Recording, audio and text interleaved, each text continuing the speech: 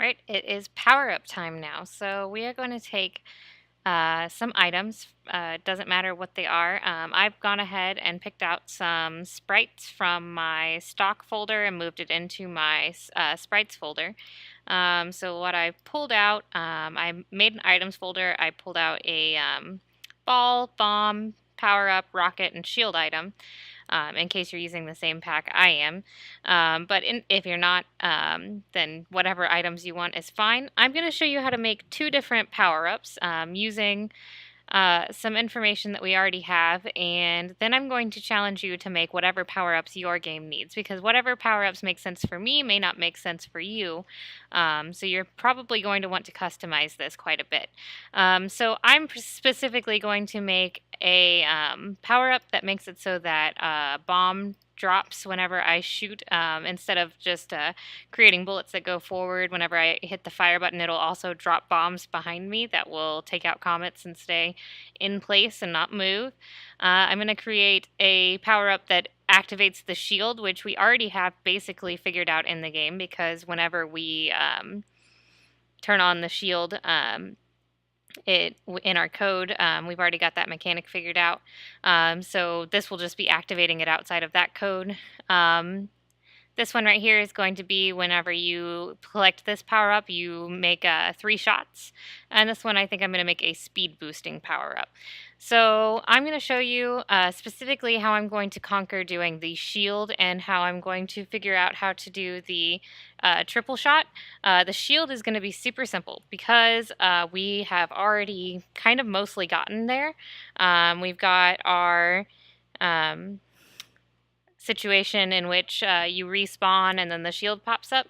So we're not going to have to worry too much about finding code for that. It's going to be mostly just kind of adding to same stuff we already have. Sure, that didn't make any sense because it didn't really make sense to me either. So let's just get on with it, I guess. So the first thing we need to do is whenever you put your items in your game, I haven't prefabbed any of these just yet. I'm going to here in just a second. But make sure each one has a collider and that the collider is set as a trigger, because we're going to activate these whenever we pass through them, kind of like the Comet interacts with the bullet, except this time we'll be putting that script on our player. So all of these need a collider. The shape depends on what type of shape you need, but all of them will be collider and they all need to be a trigger. And I'm going to go ahead and prefab all of these. I'm going to create a new folder and call it items. I'm going to grab all of these and prefab them down here in my items. Oh, never mind. Maybe it won't let me do it that way. I'm going to grab them one by one and put them in my items folder. So I can instantiate them at a later date. Perfect. All right, right. So in our code on our Comet, let's just look at this real quick, because right here we have this private void on trigger enter if other is compare tag, and then it has a tag name, and then it tells it to do some stuff. So let us use this as our kind of method for writing the other. So first let's go ahead into Unity and set up our tags. So remember, you click on an item and you go up to tag and add tag, because we don't have tags for our specific items. I'm just going to go ahead and make up all the tags now. So I'm going to call this one bomb power up. Save. This one is going to be shield power up, and so on and so forth. Make sure you name yours whatever yours are actually going to do, because otherwise these won't make any sense. They'll just make sense for me. Perfect. Okay, now I'm going to go through all my prefabs and add those. So bomb power up is going to be that. Shield power up. Speed power up. And this is, of course, just one way to do it. There are many ways to do it. If you look online, I'm sure you could find other ways to approach this. This is just how we're going to do it, because we already know how to write this piece of code. So we're just going to repurpose it. So I'm going to just steal this whole thing. and I'm going to put it in my player because I know that that is essentially what I want to do. I'm going to put it right under on collision enter because it seems like a logical place. So whenever it enters a collider, if it's not invincible, blah, blah, blah. This one is going to be on trigger enter underneath there. And then we need to get rid of all this stuff about comets. So we don't need that. And then we are going to say if the other tag is, let's start with our shield power up. And remember, this has to match exactly what you set up in the other. So right now, if I run into the shield power up, it should destroy it. So let me double check that my shield power up, that's how it's tagged. Perfect. And so I go into my, I'm going to save this real quick and just double check that that is working. So if I run into this shield power up right here, it should destroy itself. Yes. Okay. So we've tested that. That works. We need to make it so that our shield turns on. Now, we could technically probably use this shield active. The only problem is we'd have to set our shield to, well, not really a problem. First, we'd have to set is invincible to true right here after we destroy the other game object, and then we'd have to run that code. So, I mean, it's not awful, but I think I want my power-up whenever I get the power-up to last for a longer amount of time than 3 seconds. I want it to last for 5. So I'm going to write a whole nother method, a whole nother coroutine for it. I'll put it right under is shield active, so it feels like it's in the right space. And maybe this is more legwork than we need to do, but it makes sense for me, and that's what matters. So shield power up is going to be my method name, and I'm going to take all this stuff and copy it, paste it right in here. At the top, I'm going to set is invincible equal to true, and then I'm going to change wait for seconds to 5. Now I could, since I said I do want my power-ups to all last the same amount of time, I could go up top and make a variable like we did in our last video for this integer. I could say that, or this float, I could say power-up length. And that way I could tweak it in the inspector if I wanted to. But I'm pretty sure I want 5 seconds, so I'm going to leave it like this, even though it is kind of a magic number. So basically, what I'm saying is, if I check the tag, it's shield power up, I destroyed the other game object, and now I need to do start coroutine. The coroutine's name is shield power up, making sure not to do shield active, and then semicolon. So basically that should just run this piece right here, which says turn it to invincible, turn on that shield child object, wait for 5 seconds, set that object to false, and set is invincible to false. So if I go back into Unity,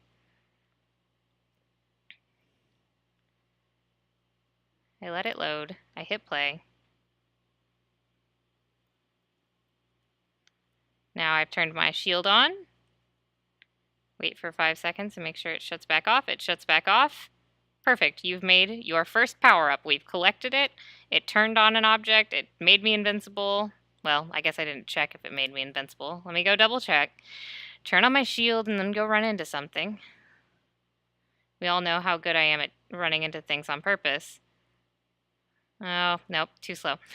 I'm pretty positive it works, so I'm not too worried about testing this one heavily. So that is the shield. That is definitely the easiest power-up that I am going to use for this. And that one will probably work for all of your games since they should incorporate some kind of invincibility mechanic whenever you respawn. You don't ever want to have your player be forced to a new location and that new location immediately kill them. That's just not fair play.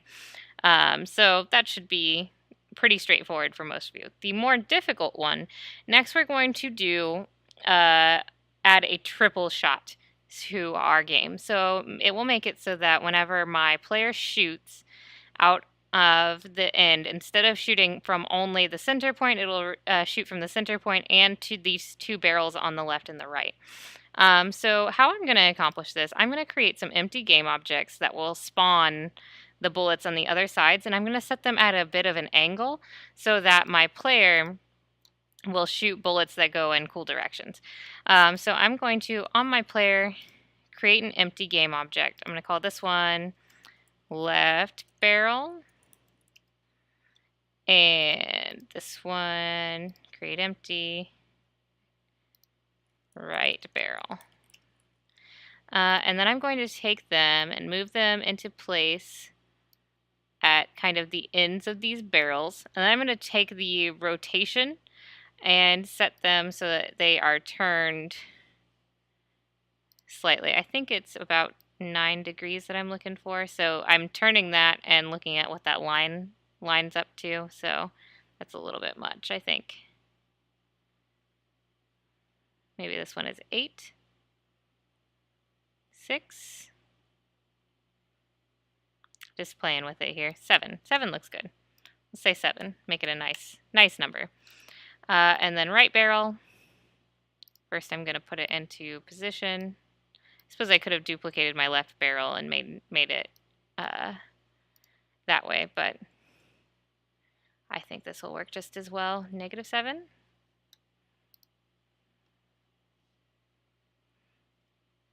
So left barrel, right barrel. That looks pretty close. Okay, I'm going to turn these guys off because I don't need them any kind of visible. I just need to be able to drag them in later. And I'm going to apply them to the prefab because now I want all of mine to have access to that. And in Visual Studio, we've got some stuff to do. In our shooting, we need to add some things. We need to add a game object for our left barrel and our game object for our right barrel because we need to be able to instantiate things at their position. So we need to know where they are. Left barrel, serialized field, game object, right barrel. And then I know I'm going to make a new coroutine that I'm going to have to reference similarly to how I did my auto fire. So I'm going to go ahead and make that right here, right next to auto fire. This is going to be a coroutine called auto fire triple. Save that. Let's go ahead and come all the way down to on trigger enter. So right now we say if it's a shield power up, do this, but we can't have multiple on trigger enters, so we have to put everything in here. So after our if, we need an else if, and then we want the same kind of information. So actually I'm going to copy all this and I'm going to paste it and then just add an else before. And then change this name from shield power up to triple power up. And then we need to destroy the other game object and then we will start a coroutine, right? But this coroutine is not going to be the same as the other. We're not going to do shield power up. We'll go ahead and name the coroutine and then we'll go make it triple shot power up. And it's yelling at me because it does not know what that is. So I'll put it right here, I enumerator, triple shot power up. And of course, if you're not sure that you can type it exactly the same 2 times in a row, you can always copy and paste it to make sure. We will need a bool for whether or not triple shot is turned on, correct? So let's come back up here and in our states, let's add a serialized field under our is invincible bool to make our is triple shot on bool. Come back down here. And whenever you interact with that, you want to turn is triple shot on equal to true. We're going to wait for 5 seconds. So yield, return, new, wait for seconds, 5, and then we'll turn is triple shot on equal to false.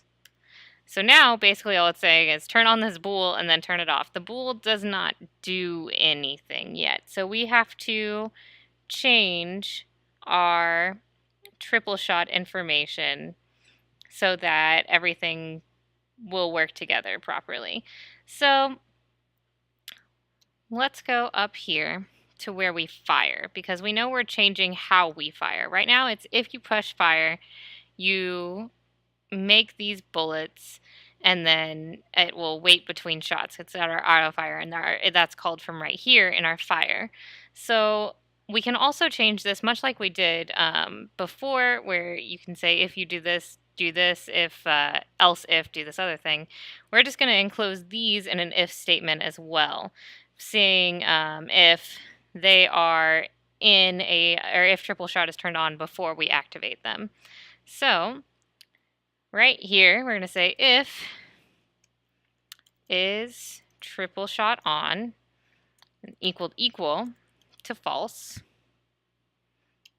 And we're going to put curly brackets here and curly brackets at the end. So basically we're saying do the stuff like normal if triple shot is not turned on. And then I'm going to copy all this because we're going to use the core idea of this. We want to say if triple shot is true, we want to be able to use the same button, but we don't want to use the same coroutine. We want to use this coroutine that we made, named up here, auto fire triple. So let me find that again. Okay, auto fire triple will equal auto fire coroutine. So let's make that auto fire triple our coroutine. And it doesn't exist yet, and that's fine. We're going to go make it. So now we're saying exactly the same as above, except we're running a different coroutine and calling it something else. So we will want to make a new coroutine. Do we want to put it? Let's put it right here under auto fire. Makes it so that all of our firing stuff is in kind of the same location. So I enumerator, and then we called it auto fire triple.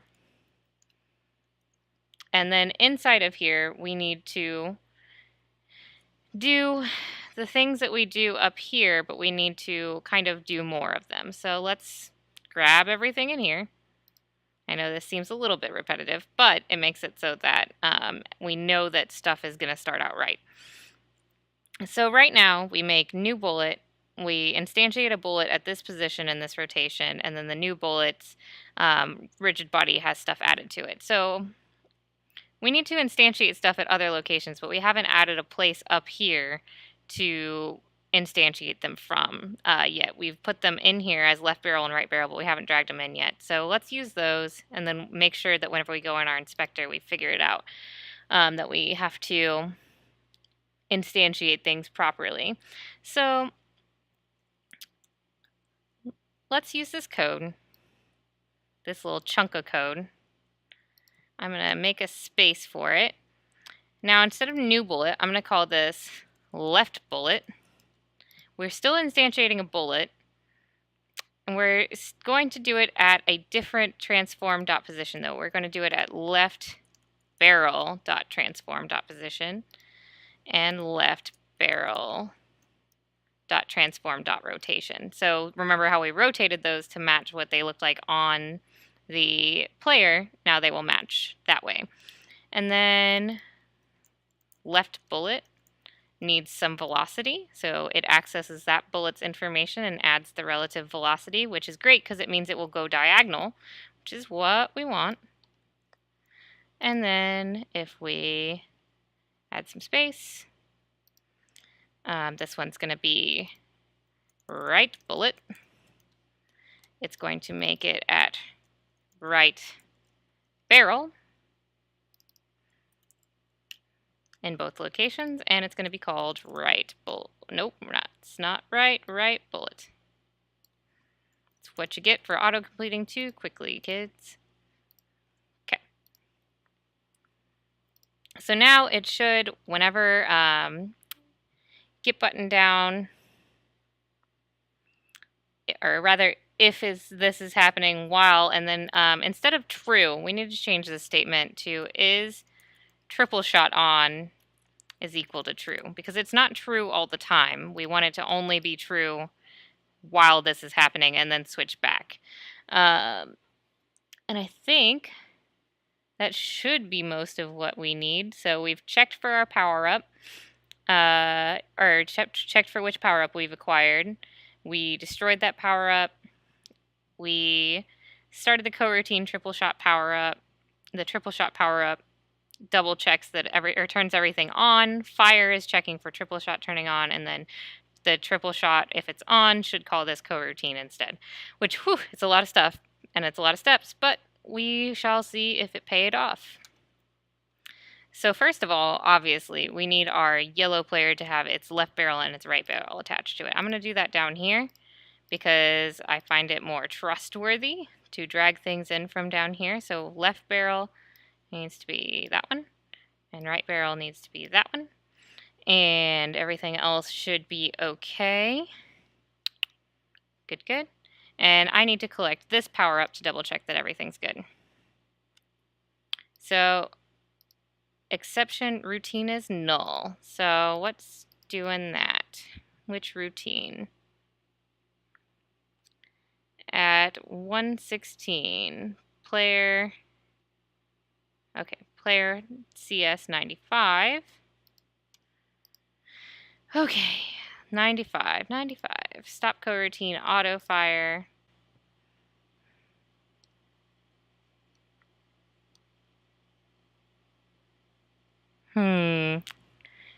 Gotta double check some code here, BRB. Ha, so that was a silly mistake. I had put my stuff from auto fire triple into auto fire for some reason. So I just swapped those two. All is well now. So let's go back into Unity. And now it should work. So if I fly forward, actually if I shoot, it's regular shots. If I fly forward, I shoot 3 shots at a time. They go kind of at an angle, which is cool. The power up runs out, and now I shoot regular shots. So that's exactly what I want. Now it is up to you to finish filling out your power-ups. I'm going to say you need to have 4 different types of power-ups. What they do is up to you. I'm going to make a speed boost power-up and a bomb creation power-up. If you want to do that, you can do that. If you don't want to do that, then you don't have to. I'll show you what I did in the next video. Also, I would like to challenge you to make it so that instead of just having these sitting here on the screen, they spawn in at random intervals and random locations. Now that might sound familiar because you've already created a code that makes things spawn in at random locations and random intervals of time, right? You've created spawn waves.